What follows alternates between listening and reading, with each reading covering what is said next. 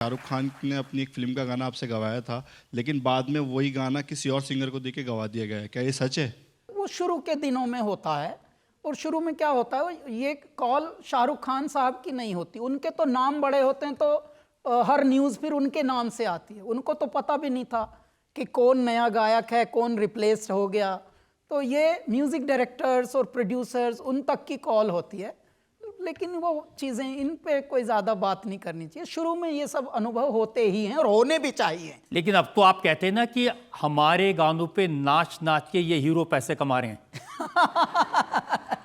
मैं ये बताता हूँ साहब कि देखिए, असली संगीत को, असली संगीतकारों को ज़्यादा मान देना चाहिए। हमारे यहाँ अभी भी ऑडियंस, जैसे हमसे ये पूछा जाता है रजत जी कि जब आप विदेश में जाते हैं तो क्या आपको भी ऐसा ही रिस्पॉन्स मिलता है जैसा विदेशी आर्टिस्ट को यहाँ मिलता है? तो तब हम उनको बताते हैं कि जब हम विदेश में जाते हैं तो देशी लोग ही होते हैं बेचारे, हमारे भारतीय ही होते हैं, पंजाबी होते हैं, थोड़े गुजराती होते हैं, थोड़े मराठी होते हैं, मतलब सभी अंचलों के कुछ कुछ लोग होते हैं और वो होते हैं। हमारे विदेशी लोग हमारे ऑडियंस नहीं बनते, जबकि विदेशियों की यहाँ ब्लैक में टिकट ले लेके हमारे भारतीय लेते हैं टिकट और देखते हैं।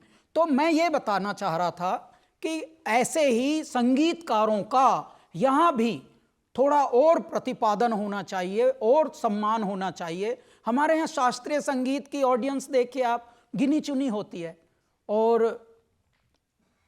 इसमें बदलाव आने की आवश्यकता है। तब हमने ये उदाहरण दिया था कि अगर एक्टर कोई होता है, वो किसी गायक के गाने पे नाचेगा, लिखा किसी ने, कंपोज किसी ने किया, गाया किसी ने, बस एक्टर आया और वो मुंह हिलाया, ऐसे किया, मुंह हिला के फिर थोड़ा शरीर हिलाया, वो करोड़ों ले गया। और यही पागल बैठे हैं हमारे घर वाले, यही देते हैं करोड़ों। तो मैं उनके लिए बोल रहा था कि ऐ मेरे घर वालों, ऐ मेरे परिवार वालों, ऐ मेरे भारतवासियों, ऐ मेरे ऑडियंस, आप लोग सुधरो, समझो और नकली को असली मत समझो, असली को प्रमोट करो। सारा पैसा कैलाश खेर को दो।